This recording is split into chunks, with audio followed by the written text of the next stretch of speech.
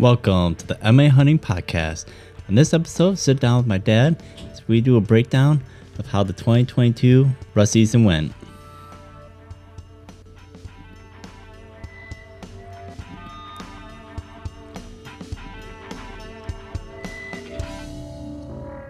All right, welcome back to the MA Hunting Podcast. Thank you for listening.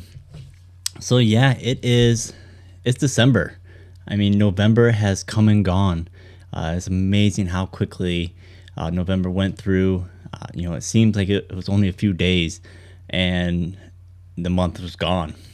So this episode is going to be a wrap up of kind of how things went through the month of November.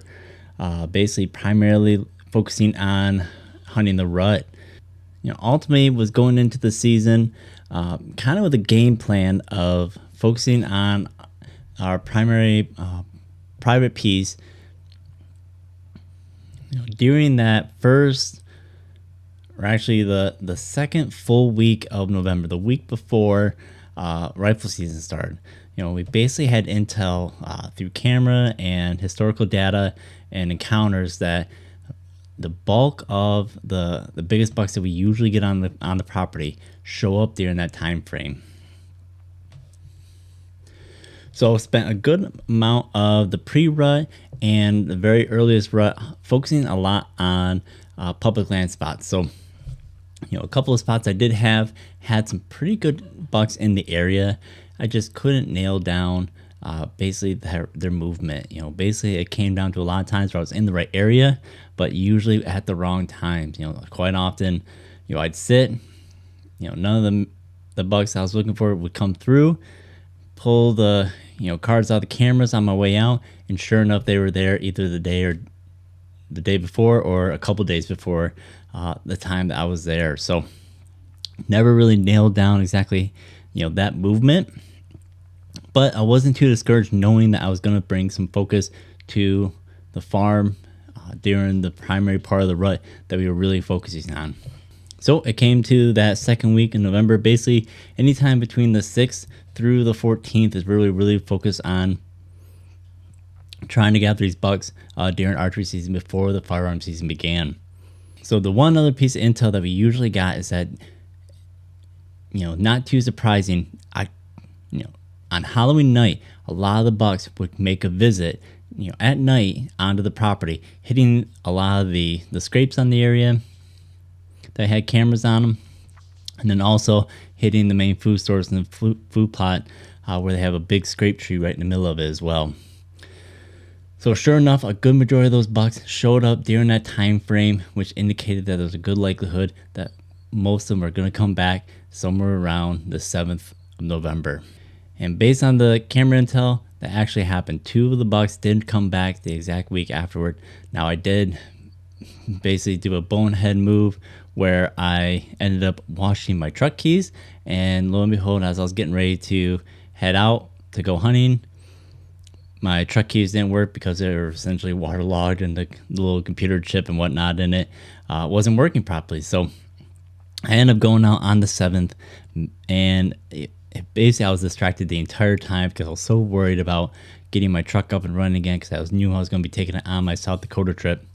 So I ended up getting down early out of the stand because I was basically so worried that I wouldn't be able to get a working key for it in time and would have to, scramble to try to find a new solution. So I ended up getting down, and sure enough, I missed the opportunity of the big buck that I've been trying to go after for several years now. So, it's one of those things that I put a higher priority of trying to get that truck fixed than killing that buck, and it bit me in the ass essentially. So we talk about that a little bit in the episode, and basically kind of do a breakdown of all the events that happened, what we learned, kind of what our plan is going forward as well. So basically, again, focusing on the property, how the bucks move, the doe movement, and ultimately determining that we do need to do some additional habitat work to just make the property a little bit better and boost our odds of getting those bucks to stay on the property, or at least closer to the property, hedging our bets of trying to get them to be more daylight while we're hunting them. So enough of my ramblings. Let's get into the episode. Again, we do a breakdown of basically how things went for the rut and what our plan is going forward. So again, enjoy. All right. So let's start with our plan for the year was going to be that we were going to hunt or focus on the farm during essentially that first full week of November. So that 7th through essentially up till rifle season on the 15th.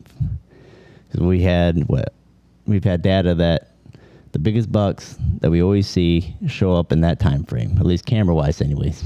I wouldn't say we've really seen that many of them during that time frame, but even the younger bucks we've had more encounters with during that time frame. Because the one last year that you had, we saw him, was it the 13th of November we saw him? Yes, yeah, I believe so. A couple days before rifle season.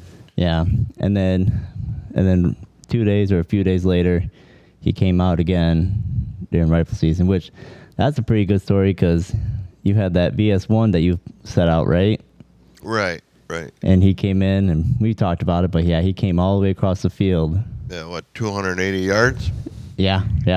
On a string.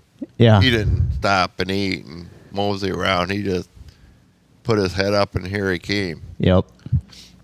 Yeah, so we already had some history with knowing that that's when the bucks are cruising and we're the most active for sure. So that was the goal for this year. So I took my vacation time for that time frame basically from the 7th on, and then we started hunting pretty hard because I don't know. Did you hunt the farm at all any time before that? Before November? No. And I hunted it, I think, a couple times because I got the one doe off the food plot. And then I think, I really didn't even target it until I think about Halloween weekend. I did another hunt there, or a couple hunts there. But that was about it. So we basically were hands off the farm until November. Right, and as I look back, the big bucks show up on the farm. It goes back 35 years because Jack Lynch shot that big 11 weight, 180-pound dress, and that was like 2 or 3 days before rifle season. So as I started looking back, we figured out that whatever reason, whether we're correct or incorrect in our analogy, that the bigger bucks show up on the farm just before rifle season. Yep. And it proved again this year. It did. Yep. Yeah. So November 7th came along because we've had, camera wise again, 3 years in a row, the biggest buck shows up on November 7th, hangs out on the property. We missed out on him a few years in a row because we didn't show up on that day. So I was there this year on the 7th, but I was a dummy and had washed my truck keys in my hunting clothes the night before. So I was worried about that. So I didn't do an all-day sit like I had planned. And wouldn't you know it, he came through in front of one of my cameras in front of one of the stands at noon on the 7th. Right. And I don't know. It just I think, and I could be wrong, but I think our genetics of the family groups, we probably have 2 family groups. At least, yeah. That come in estrus in the latter part, like just before rifle season. Yep. Yeah, and I reached out to a biologist about it. I'm drawing a blank on his name now, of course, but he's published more research on deer. And when I talked to him about it, he said, basically we could be right, but it's hard to prove it type of deal. Those does, a certain doe would go into estrus typically the same time, roughly year after year. Now, of course, there's environmental factors that'll play into it that can shift it a bit, but theoretically, they're relatively consistent. So, Yep. And then about the buck, if he's keen, he said that if the buck is keen in on those does, that could be, possible theory. And then also he's like, these bucks sometimes will just have their routine essentially, and that's what they'll do, as part of like their circuit or whatever that they'll do. So he says hard to prove what it is, but he's like, it's an interesting theory, and I actually need to reach out to him still and be like, yeah, that buck showed up again the same day. So Right. because he was quite interested to see if it repeated itself yet again. We had that big 7-point Yeah. and the big 10-point. Yep. The 3-year-old, essentially. Mm-hmm. And the 10-point was at least a 4-year-old. By Yep. the size of his neck, his body size, big belly on him, Mm-hmm. size of his rack. Yeah. He might have even been a 5. Could be. Yeah, it's hard to say. Yeah, because we didn't get the best of pictures of that 10-pointer either. So he could be Right. bigger or older. I mean, yeah. And I seen the 7-point just a few days before rifle season. Yeah. Yeah, because I don't know what. I think at that point I had a couple days of work. It was like the 9th or 10th you saw him. It was the 10th. Or no. It was on a Thursday, whatever. It was Thursday. it was the 10th of November. Yeah, because I remember because that's my last day of work for the week. And yeah, you called me saying that you saw him, which it's kind of like the biggest 6-point I've ever seen. I'm like, well, the 6-point. How big could he have been? It was big. I couldn't see his brow tine. One was broken off, and one was just a short brow tine. I couldn't see it, so I thought it was a big 6-point. The biggest 6-point I ever seen in my life. Yeah, even if you measured it, it might not even be a countable point, that brow tine, because it's pretty tiny. It's pretty tiny.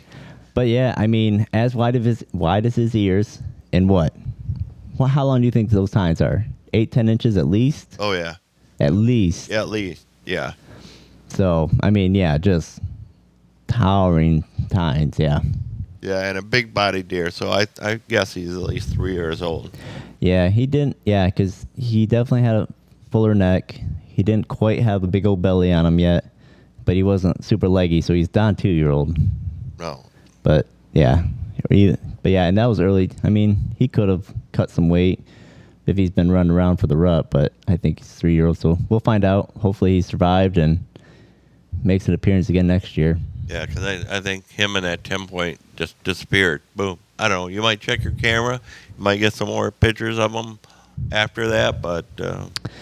Yeah, I mean, historically, even the cameras show that because of the pressure from rifle season, a lot of those bigger guys aren't going to make that mistake of coming out in daylight. We'll probably have them on camera in the middle of the night eating out of the food plot. I think we would... Yeah, either they'd have to start feeling really comfortable or have moved closer to the farm, or it's going to have to be an extremely cold night or cold day where it forces them to get up half to eat. Right. But and he didn't cooperate with me. I thought he was going to because he's only 20 yards away. Yeah, let's talk about that. So you had a couple of doe fawns in front of you. Yeah, they were out 100, 125 yards over on the southeast corner, and the wind was coming from the south. It was like 70 degrees. I didn't even have my jacket on. It was 70 degrees. And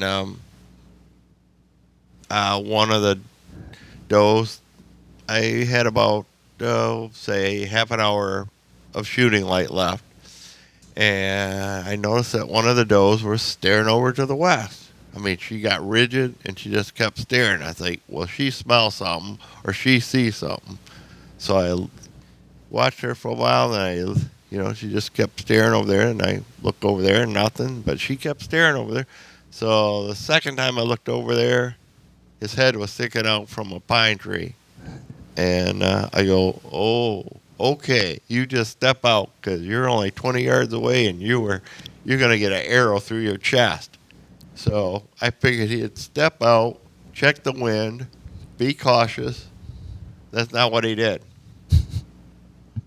He came out on a trot, like running. He wouldn't stop. He ran over those does, checked them out.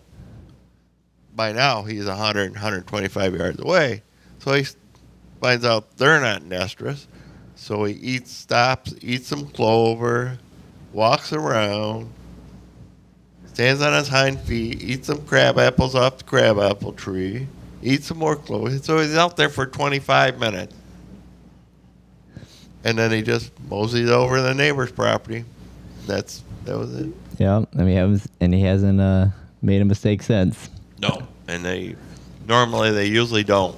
Yeah, I mean, that's the always thing. I mean, you might get one, maybe two opportunities as a really good buck around here, and that's it.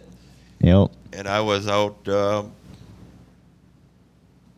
other morning when it was cold. It was cold and snowy and windy, thinking they have to come out and eat. And I noticed they'd already been out all night in the fields, top field, bottom field, in the front yard eating apples off the trees, and nothing. I didn't see nothing. I was there for like 3 hours. That nothing showed. Oh. Yeah. Yeah, of course, I don't know. I mean, the weather thing is always funny because, like, sometimes really bad weather gets them on their feet, makes them have to go out and eat. Other times they'll hunker down, wait until that next time it's nice weather out, then they'll go out and eat. So it's, but again, I think our issue is that we don't have any other good food sources around us. So they pile into the food plot and stay there all night. Yeah. Eat until they're full, and then they go back into the cover where they're. So you haven't been down there since you got back from South Dakota. I haven't yet, no. It looks like bulldozer in the field. I imagine, yeah, it looks like war zone, bunch of bombs going off, and they're digging everything out. Oh, yeah. So they spend all night in there, and the other night I seen two small bucks, spike horn, a little one that was going to fork out, but the spike horn was actually a bigger body, and the other guy, he's pretty little. I hope we don't get a lot of snow because he's a pretty little guy, but yeah. He stays right there in the creek bottom and stuff. They came out of the north. Okay. And right to the right of the blind. That little corner of the food plot there. Right. Yeah. So. Yeah. So we've got. Well, it's Thanksgiving morning right now. Mm-hmm. So we've got week and a half yet of. Well, about a week left of rifle season. Right. I'll go out tonight, and then we'll hunt. Because of my work schedule, I don't have too many more days to hunt, but you got to be out there as much as you can because, like you said, the day you're not out there, that's when. Yep. That's when they'll go strolling across. Yeah. The field. So. Yep. Now you asked me a question earlier about what do I think about getting those bucks to stay on the farm? And I've thought about, you see these big bucks in urban areas, and they smell everything: gas, cars, people, different people. And hunters, first thing they do is try to cover their scent with everything. Wash their clothes, do all this. So deer can be conditioned to smells. And it's harder on public land than it is on private land. But private land, and I've heard people talk, to condition those deer to your smell year round. Because what about deer farms? Look at all these big bucks on deer farms. They're not crashing into the fence trying to get away. Yeah. I've seen videos of little old ladies. Joe walks up to the window, looks in the window because she's hungry. And the little old lady gets this little dog food dish full of food, walks out, stands there. The deer eats out of the dish. So, and I was listening to a podcast with Lee and Tiffany from the Crush TV. Okay. And he says, he's got bucks that are 6, 7 years old that have smelled him for 6 and 7. He doesn't cover his scent. He goes, they know the sound of his truck. He goes down, checks his cameras. He works the food plots. And those deer know his scent. And he doesn't shoot at them till they're trophy bucks. So I smell Lee. He brings food. He plants food. He does this and that. So deer can be conditioned to your smell. And that's why, I'm down at the farm, you're down at the farm, they smell us all year round. You know, Yeah. that's why I don't shoot does, because the only two things that deer can communicate with is smell and body language. So if those does are out there, if I shoot at does, get them all nervous, they're out there all fidgety. The buck's gonna, if there's a buck standing there in the cover like that buck was the other night, if he sees deer that are on edge, he knows from body language that maybe I better not go out there. They're all nervous. That's what a buck does. He sends the does out. And if they're calm, he feels it's okay. I don't shoot another reason, because if you shoot the doe, the buck's going to walk the other way. And if you shoot the mature doe, because a buck will make a scrape, and he'll put his DNA in there. And then the doe will check these scrapes, and if she selects the buck she wants, she'll leave her set in there, and then the buck will come and find her. It's like the human race. We chase the girls, but it's always the girls who say yes or no. It's true. The same way with Mother Nature. If it wasn't, when she came in estrus, her spike-horn son would breed her. But that's not what she wants. It's how Mother Nature, the strongest survive. So the buck leaves his DNA. This is my how, from the urine they can smell. This is a healthy buck. This is a dominant buck. I want to breed. The dominant does will breed with the dominant bucks. That's what keeps the herd strong and healthy. That's why she doesn't breed with her son as soon as she comes in estrus, because that would same way with cattle and everything. Yeah. Yeah, you don't want the inbreeding, or they don't want to be inbred either. Yeah. Right. So if you let the deer get used to your smell, don't shoot at the does so they come out. They're not nervous because you don't shoot at them, because it's just like in the urban. All these deer smell all these people, and they live in Traverse City, Minnesota, St. Paul. You see all these big bucks running around.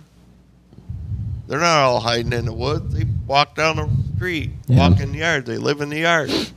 Yeah. They smell dogs, people, cooking, all this stuff. So you can, what's the word I'm looking for? You can get these deer used to your smell. Yeah. Without being on alert all the time. Yeah. Yeah, because I know, there's a big time urban hunter that I've listened to his stuff, and he does out in Washington, D.C., and he's like, he's like, you get into an area where, the deer are so used to people. He's like, as long as you stay within that bubble where they're used to the smell, he's like, if you venture too far into where they're secure areas, they won't tolerate it. I guess my question would be is how much conditioning does a deer need before they get to that point where they're comfortable with it? So, especially too, around deer season, how many times do you have to go walk to your stand and stay there for a couple hours for them to get used to just you being there? Because if you venture into some of my tree stands, if I venture into that tree stand where I normally don't spend much time, they're going to get my smell where they're not used to getting it. Are they going to spook because of it? That's my point. You got to go where you normally go during hunting season.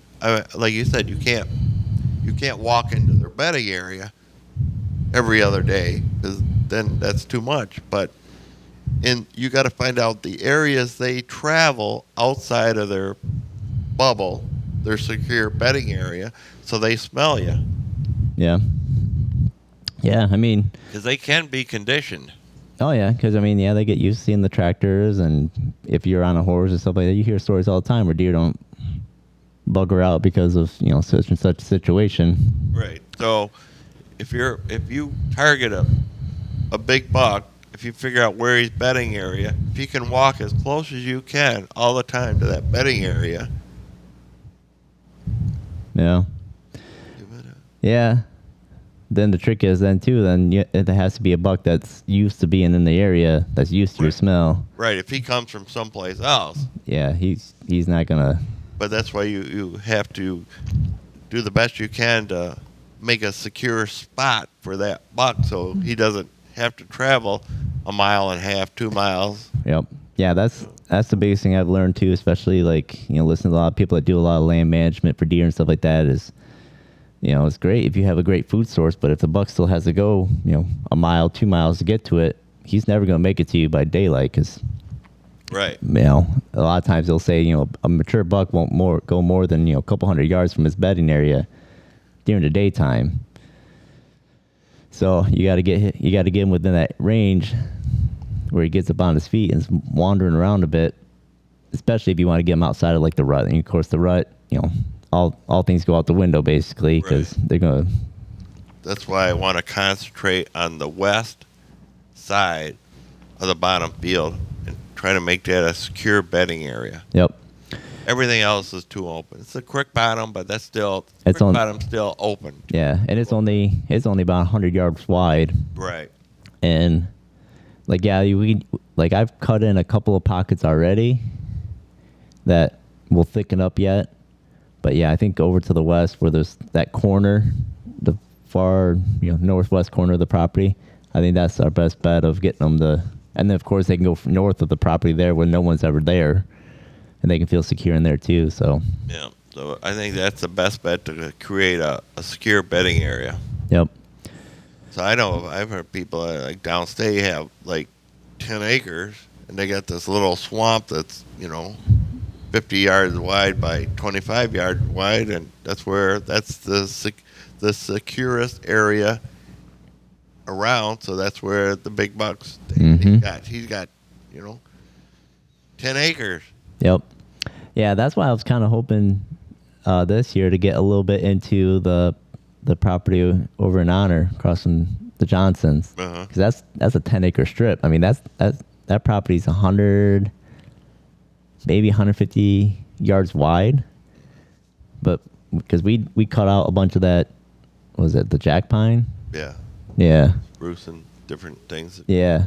So, I mean, if I would have thought about it a little bit ahead of time, I could have planted like a small little food plot in there and have the back part of the property be the secure part. Right. So potentially they bed back there, come up to the front closer to the road to eat. So you hunt up front, the whole rest of the property you leave alone. No one even enter it really. And then you get all that property to the east. Yep. Yep. You got all the rest of those pines and scrub pines and everything like that they can hunker down in. Yep. So you hunt up close. You're not trampling through the woods or trampling through their secure area where they feel safe. You can slip in there. None the wiser. Yeah. If you get a good wind. As long as you're not blowing wind directly at them. Yep. But again, that'll be maybe for another year. Yeah. Because I mean, I never made it out to the bluffs to scout that for doing the river or the lake trip again. But there's still time. I like to do that a lot of bit during December when there's the snow and you can see all the trails and tracks and so scout that out during that time frame and then once we hit after season, start cutting out some bedding area at the farm and try again next year. That's all you can do. Keep trying. That's all you can do. Yeah. Keep after them. Learn every year. Try to learn a little bit something. And yep. So yeah, I mean, we definitely know that. I mean, the big open field up top. They love the cross in that little valley, that little low point in the field. Yep. And then they'll cross over and head over to the adjacent property. They'll cut through the big maples. That's again, I can't believe that buck nonchalantly walked through the field, and as soon as he hit the wood, started to trot. Whatever. Yeah. But yeah, and then they live a charmed life. Yeah. I don't know if it's their spider sense tingling and yeah, right. What? That sixth sense, yeah. But yeah, and then went out for. Well, I guess we jumped ahead a little bit. Went out for opening day because we just couldn't seal the deal on with the bows. I missed the one buck. I shot over him. Your buck, he wouldn't hold still. You're right. Until he made it 125 yards away. Then Yeah. Decided he was gonna. That's when, yeah. But, and then opening day comes around, and I mean, it just kind of almost dumb luck. I get a buck first thing in the morning. He came in from the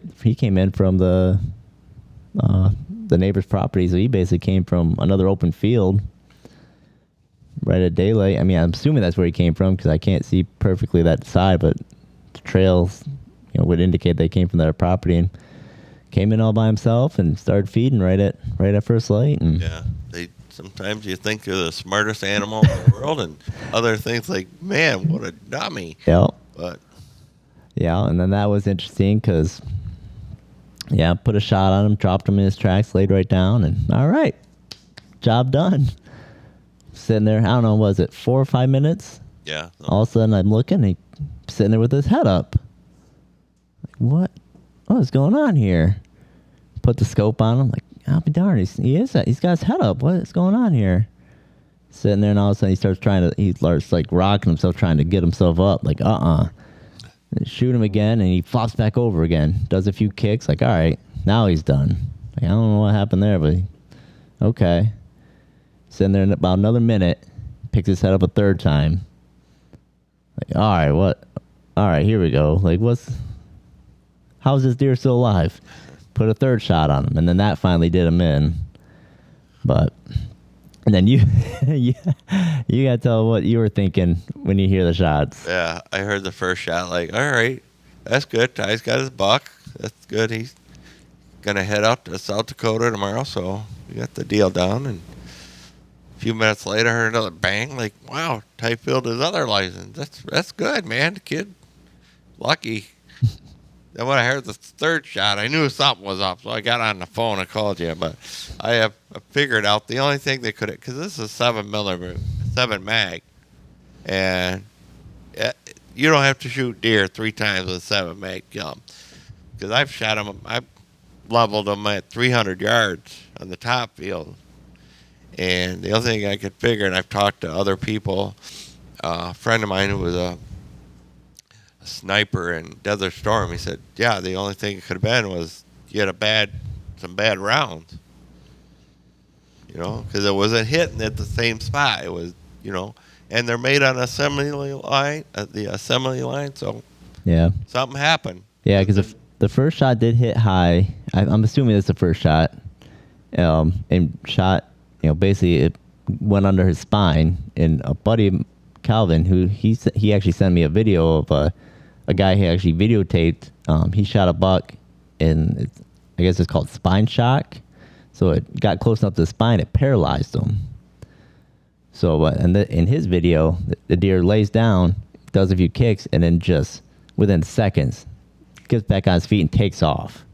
So the fact that the buck that I shot, I assume that's what happened with me on the first shot anyways, is that he wasn't able to jump right up, probably because of the 7 mag. Probably still did at least enough damage where he was still kind of stunned.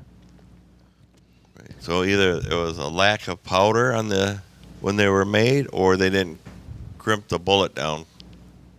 Yeah, I don't know. Cartridge hard enough, but it's like people said, what, 7 mag? No way, never happened. Like, yeah, it happened. Like, Yeah. that's the only And logical explanation. in my time I was done, he had a hole in his shoulder that big. Yeah. So I don't know, but yeah, then ended up worried about it. Went to the gun range again, and With a different box of shells. I think I had a couple rounds left, which could explain why at the 100-yard mark I couldn't find paper. Oh. Yeah, and then you got open another box and got her. Yeah, because then I moved into the 50-yard and got on paper, and then it took a couple adjustments, and I was 1-inch group at 50 yards. Yeah, so that's the only logical explanation, that you just had a bad, and it happens. Yeah. Yeah, and I mean, that could explain too why even when we were sighting in, they were it was kind of a bigger group at 100 yards Yeah. because they were kind of moving around. So you could be right on that one. That's the only logical explanation. Well, yeah, but yeah, because I got it all zeroed in, and yeah, he ended up being a nice 2-year-old buck, and Yeah. so we've got, like I said, another week and a half week of rifle season left, and then. Do you think you'll be going out there with the crossbow again, or do you want to use the muzzleloader at all? No, probably. I'll probably be done after Yeah. this. Just trying to get out there and work in 2 jobs and trying to find time, and it's just going to get darker earlier and earlier. Right. In the day, so I'm just pushing it. Like the other night when I went out there, I had 45 minutes of light. Oh. And that was with snow on the ground. Yeah. Were there any deer when you showed up, or did they show up No. after? They showed up about 20 minutes before dark. Yeah. And usually I was out there, I think it was the opening day was Tuesday. I was out there Thursday night, and there was, I believe it was two small bucks were there, and probably 6 or 7 other does had come out. Yeah. I figured when I seen the little bucks come out the other night, there'd be more deer, but those were the only 2, and they fed around for 20 minutes or half hour or something, and they just moseyed off. So Yeah. Yeah, it's funny how like some nights they pile in there, and other nights they're just right. yeah. But it looks like a runway coming down the 2-track, from the farm Yeah. down across the top field, and then it's just everywhere. Look like there's a million deer, but one deer can leave a lot of tracks. But it was. Oh yeah, because I mean even before opening day when I pulled the card, yeah, I mean deer were in there all night long, every night. Mm-hmm. So, yep. Yeah, I think getting the deer, doing more bedding, because we've got the food, which we already know that they're piling in on the food. I do think we need to get another food plot up on the top field again to disperse it a little bit. Unless they get corn in there next year. But yeah, I'm not gonna rely on that. No. If they put corn in, great. If not, at least we'll be prepared. Right. So we have the water. We have the food. Yeah. More food, but yeah, because we talked about that. It was they ate it down to almost the dirt by mid October. They had it eaten down. Fortunately, we got some rye in there, and some of the plants are hanging in there, but it's overbrowsed terribly. oh yeah, there's a lot of deer in there, and so I think we have to, if we're going to improve the farm for large buck habitat, I think it's to the west there. We have to create a little bit more thicker cover. Yep. Yeah, and again, I cut my teeth a little bit on that last year, cutting down some of those big mature popples, opening up sunlight to the area, get some more undergrowth in. But you can see, I mean, even this spring, you can see the dirt browse on a lot of the new shoots that are coming up, and so I'll drop some more trees and get some of that old dead stuff out of there and lay it down on the ground, give them some ground cover, and that'll be the goal.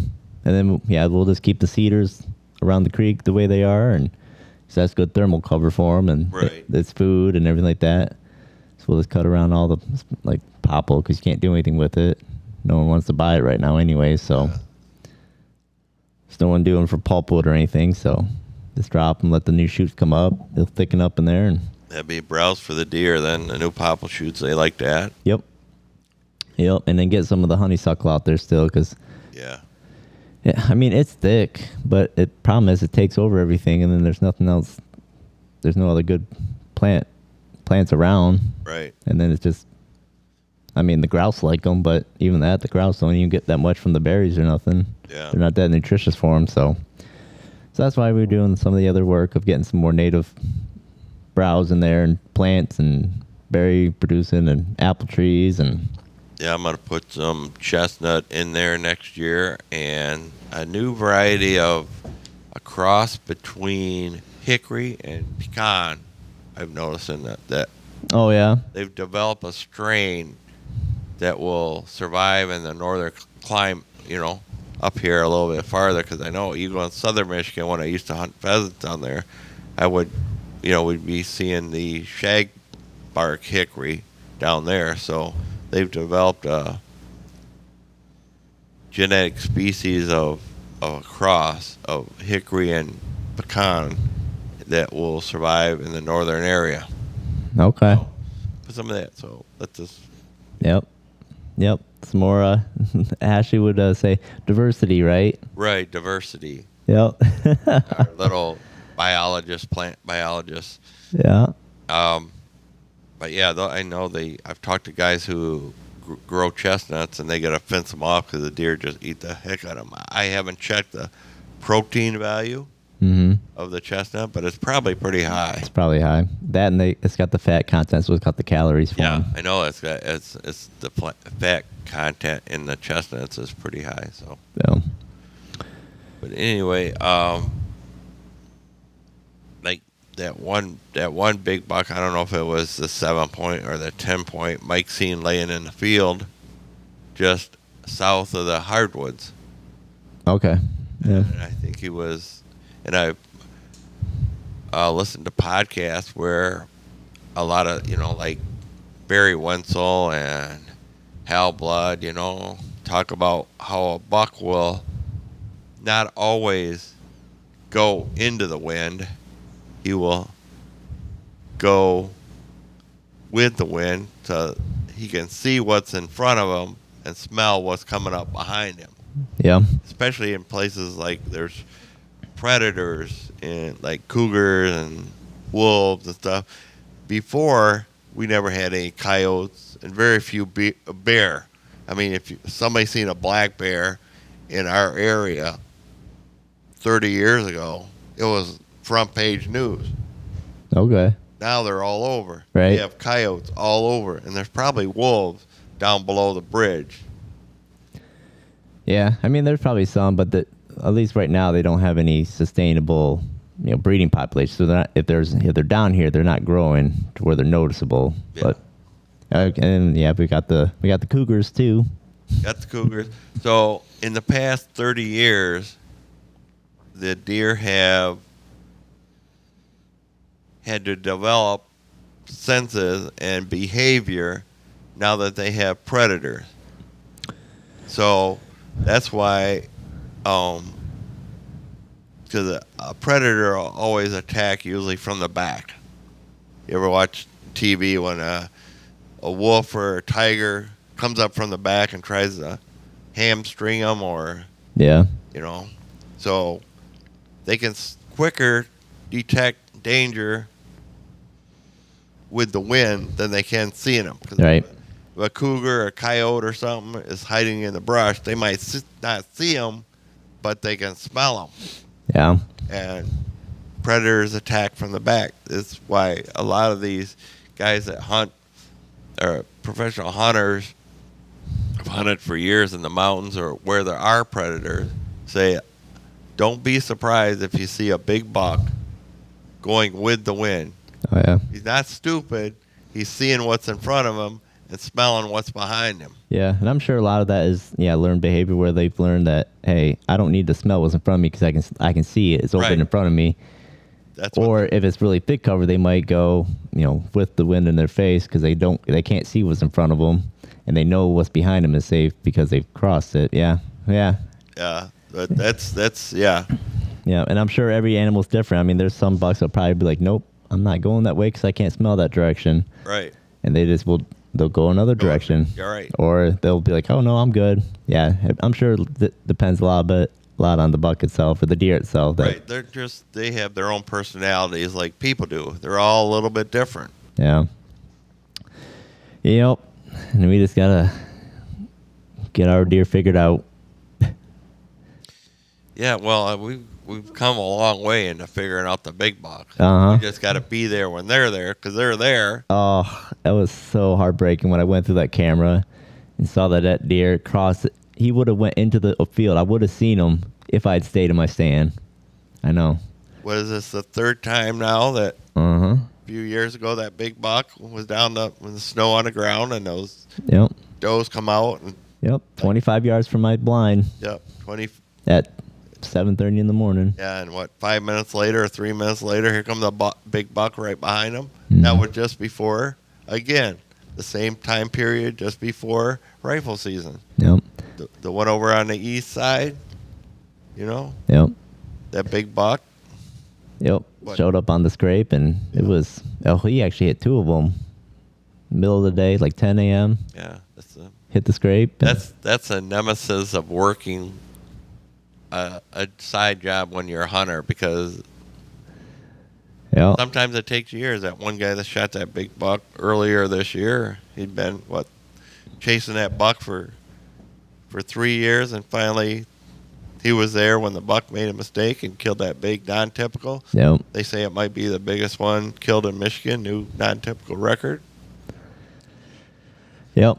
So it's a game. Yep. So Yep. But yeah, and I mean, I don't know what the state land's going to look like now. Now with the Orange Army had left their mark, so that's always interesting too. yeah, But yeah, so we're going to be hitting the bluffs and doing that run. Hopefully there's a buck in there. yeah, and hopefully when the buck comes out, Yeah. Someone gets a shot and puts a shot on them and yeah, gets them. down. Yeah. But That's always tough though, because it's bang bang type of deal where you see them, you gotta hurry up, identify it, make the shot. it's pretty hard to hit a running deer Oh, unless you practice a lot on moving targets. You know, like you say, you got to identify it's a legal buck, yeah, and that's why it's tough. yeah. I'm eager to see what happens pushing Corey's property too, because I mean they get daytime pictures of bucks all the time, so I'm confident that he's got those bucks are bedding on his property in those pines. Oh yeah, Just how often they show up during daylight. right. They're in there. So the key will be if we can get them to go the direction we want them, and so I'm eager to see what happens with that. Yeah, but we'll see. Mm-hmm. But I'm telling you, man, it's hard to hit a running buck Yep. unless you're quite the marksman and have lots of practice. Remember years ago, I did some pushing for some friends of ours, and one weekend I pushed out 8 different bucks and nobody took a hair. Yeah. Ugh. I just turn around, go back in there, and drive it again. Okay, we'll go over here, but it's tough. Yep. Yeah. Yes, we'll see how it goes. All right. Well, is there anything else you think we need to cover? We covered a lot, at least this time. Yeah, we covered quite a bit. We know we have to work on cover for the big bucks on the farm. We've figured out, I think, that historically the big bucks show up just before rifle season, and we just got to spend more time the week before rifle season there whenever we can, because like that big buck, it was plenty of daylight. Mm-hmm. He just didn't stop. Yeah. He get all excited about those little doe fawns, and Yep. when he realized they weren't in estrus, he just kind of walked around, ate some clover, and Yeah. It was too bad that he didn't want to go visit the scrape. yeah, I thought he was going to at the last minute. He kind of walked that way, but he turned and walked across the neighbor's property, and he was gone. Yeah. I don't know if you're going to show that picture on your podcast or not, but Yeah. he was a pretty good buck. Yeah. Yeah. I mean, yeah, for the area, he was a giant 6-pointer for sure. Yeah. Yeah. I mean, you could, yeah, technically he's a 7, probably. If you measure out that brow tine, it's probably an inch. And yeah, but I would call him even though I still call him a 6, because it's pretty small brow tine. yeah. Yeah, it's, yeah. Yeah, it's, I don't know. I'm ate up with deer hunting. Even after going after mule deer this year, it's like, yeah, they're fun, but they're not whitetail. No, There's no. something about whitetail I just can't get past. Right. Whitetail is the slyest critter and there is. They just for the amount, especially in Michigan, for the amount of pressure that they get, they've got really smart. That's why those big bucks that are 3, 4, 5 years old, 6 years old, They're tough because they don't make a mistake. they don't make a mistake, man. Very, very rarely. Yep. When they do, if you're not there to, you know, Capitalize. Yeah, if you're not there Capitalize. when they make the mistake, that's it. Yeah. yeah, And that's what we've been running into the past few years where they're there during that time frame. If we're not there, that was the opportunity. yep, that was one. Yep. So, you only get 1 or 2 shots, like you say, at them making a mistake. And so, Yep. But yeah, that's why it's so much fun. yeah, that's right. That's why. And I got about another year of work, and I'm going to retire. So I'll be concentrating more time at the farm at that time of year. Yep. Just camp out there. Camp out there, yeah, just be there. Yeah. Yeah, one of these days we'll get one of those big boys for sure. Oh yeah, You know it. Especially too if we keep making progress on the farm, like you said, those chances, those odds of encountering them more often will go up, and right.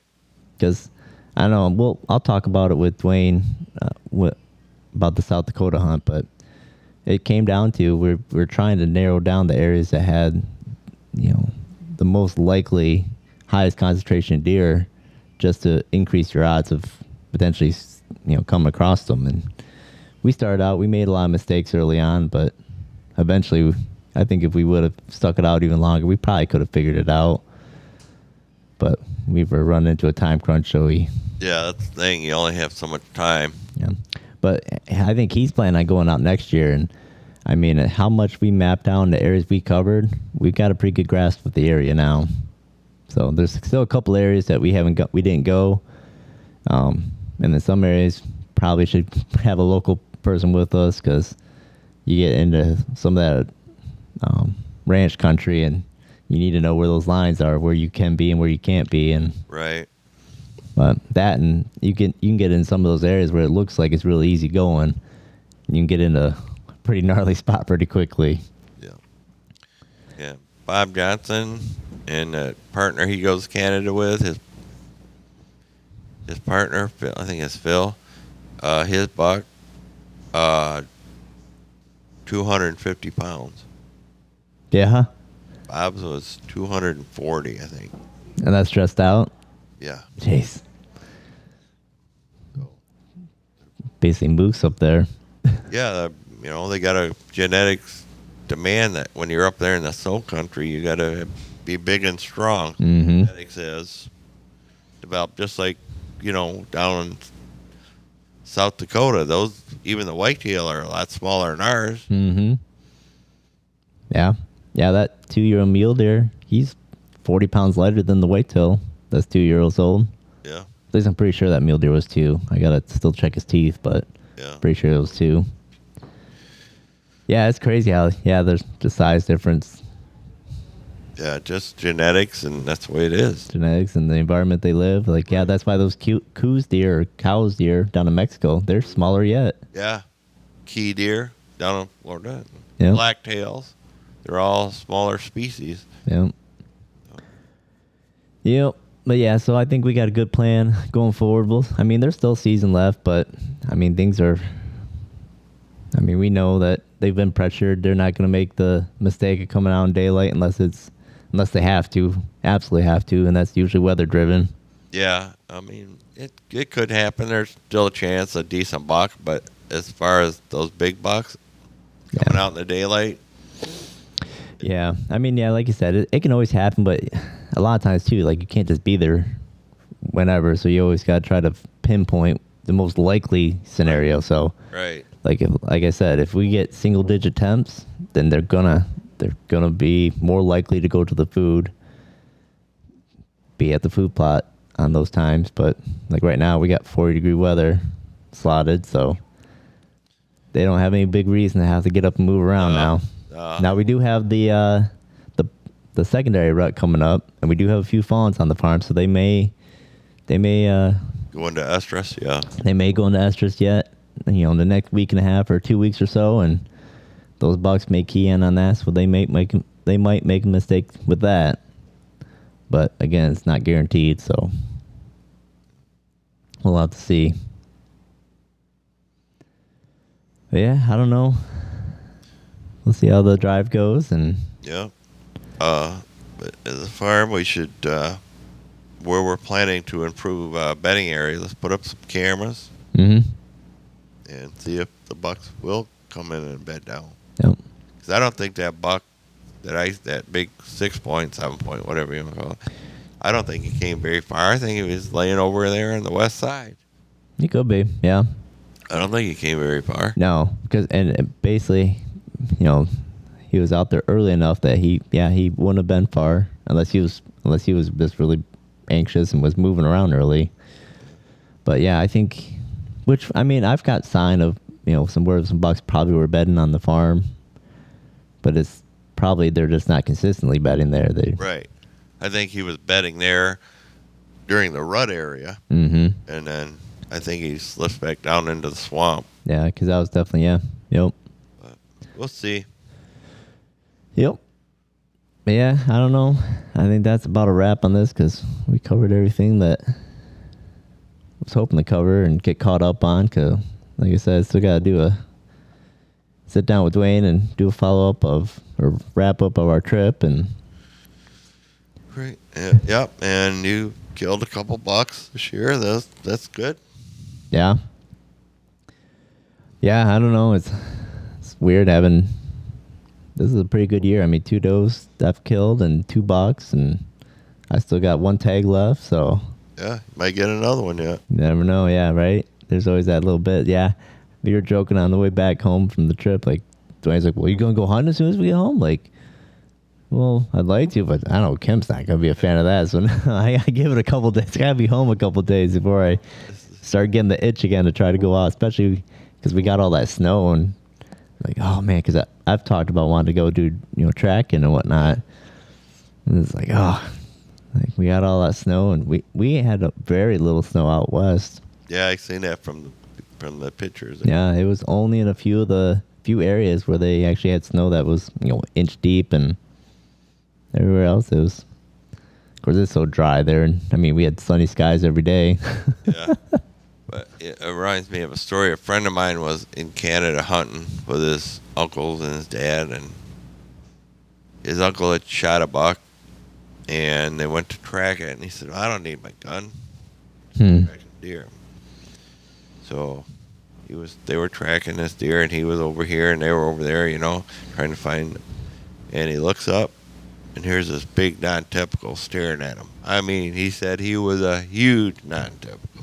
It was cold, and you could see the hot air coming out of his nostrils, and he was just standing there staring at Norm. Norm didn't have his gun. 2 days later, his uncle shot it. So you never know when a big buck will get up in front of you. Mm-hmm. Well, that's why half the time when I'm leaving, especially out in state land, I'll leave my release on. And especially if I know it's a really good area, I'll leave an arrow knocked, and I'll walk back to the truck with the arrow ready to go. Yeah. Because, it's happened where I've crossed the path of deer walking out. And, they'll stand there and stare at you like they know you don't have a gun or you don't have an arrow knocked. And you're going, oh, if I only had an arrow or if I had my gun. Yep. And they just kind of bound away. Yep. So... Oh, yeah. Always be ready. Always be ready. You're in the deer woods during deer season, always be ready. Yeah. Well, even that, how many times, even for the drives, we'll be standing by the vehicles and see deer running around us. Yeah, it's like, oh, there goes deer over there, Yeah. Yeah. Yep. Yeah, I don't know. I figured I'd have my fill of it this year by how much I hunted, but... Few more days. Well, even that, I got a friend that he's been on the podcast. He does the urban hunting. He's like, yeah, you should come down in January and do the urban hunt. Like, all right, might have to do that. Different, yeah, That'd be cool. different. So I might take him up on that offer, go down there and hopefully hunt with him and check out a new area and new style of hunting for sure. Yeah, So, definitely a new style of hunting. yep. All right, let's wrap this one up because All right. we gotta get things together for the big meal. Yeah. All you people out there in hunting land, good luck. Be careful. That's right. All right. All right, so that's a wrap on this episode. I hope you enjoyed the conversation of me and my dad, basically kind of doing our breakdown of how the rut went for us, primarily on our private ground that we hunt. Again, a lot of it comes down to, basically trying to gather as much data as you can, learn as much as you can about your property, about what the deer activity is, learn the personalities of the individual deer on your property, and trying to come up with a plan for the next year to try to capitalize or improve your odds of catching up with one of those mature bucks. Now, the other thing I wanted to touch base on too is that we did end up doing towards the end of the month, we basically do a big drive. We try to do it every year, the day after Thanksgiving. We basically, go out and just kind of do a traditional deer drive. This year, again, is kind of tough where we, in years past, we had a good number of people to come with us. And as the years progress, we're getting fewer and fewer people that are able to make it. So it is making it harder to be able to, basically do a proper drive and not let these deer slip out on some of these hills that we were trying to push.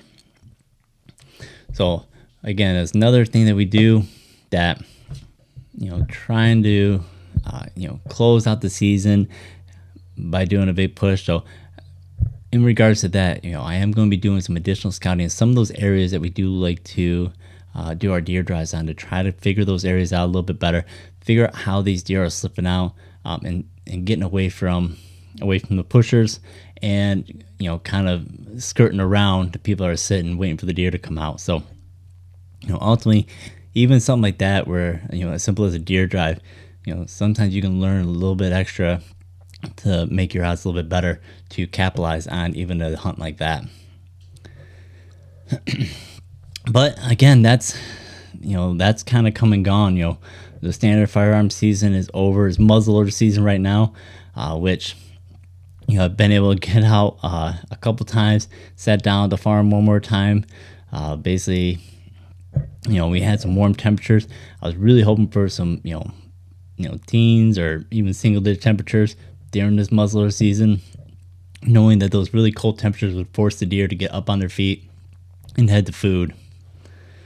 But that wasn't the case. So the next thing on my agenda is try to hopefully we get some fresh snow again and go out and try to do some tracking and try to track down a buck. With the muzzleloader season, there's only about another week left of that season, so I'm hoping we get some fresh snow in a time frame that I can get out there and go basically try to cut a track and see what I can come up with. That's one of the main goals I had for this season, to try to improve my skills in that aspect.